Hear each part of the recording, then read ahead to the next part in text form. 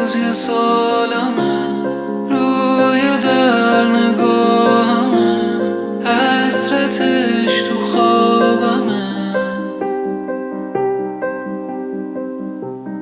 هر یه روز یه سالمه، روی در نگاهمه، حسرتش تو خوابمه.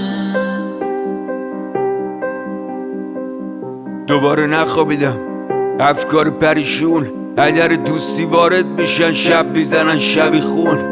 با خودم درگیر، دست به گریبون، از آینده ناامیدم، از گذشته پشیمون. ولی چه میشه کرد؟ صداهای تو سرم نمیشه قطع، دیگه چشام نمیشه تر که بریز عشق. چرا آروم نمیشه درد؟ بدنم یخ زده، دستام نمیشه لمس، انگار چیزی که میخوام جلومه ولی بهش دست نمیشه زد.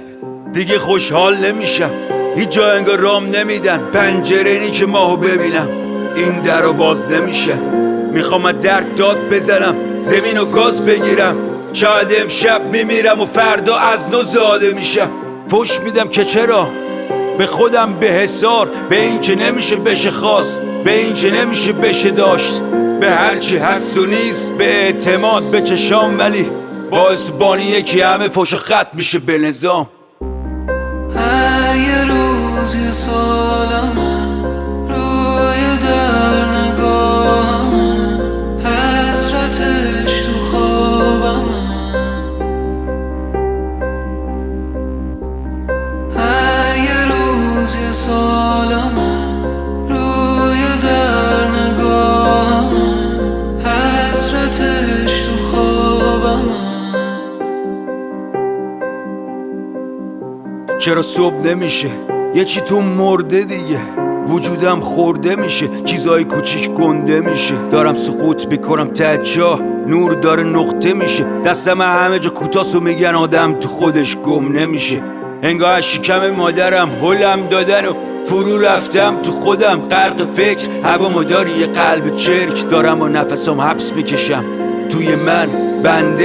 بنده هر رو عدی رو خسته تر، ادامه چه سخته، باید نعره زد، دیوارای صوتی بشکنم بریزم بم بشن. جنگ سرد، درگیری تن به تن، ترس و شک، معاصرم داره میشه حلقه تنگ. نتیجه این جنگ یکیه، یا مرگ منه یا مرگ شب. میشه پوتین پاک نباشه، شبا انقدر تار نباشه، زندگی هار نباشه، زخمامون باز نباشه. میشد این حرفا راست نباشه ولی کسی باختو به ما یاد نداده، نظامون باید کشید پایین تا هر یه روز یه سال نباشه. هر یه روز یه سالمه، روی در نگاهمه، حسرتش تو خوابمه. هر یه روز یه سالمه، روی در نگاهمه، حسرتش تو خوابمه.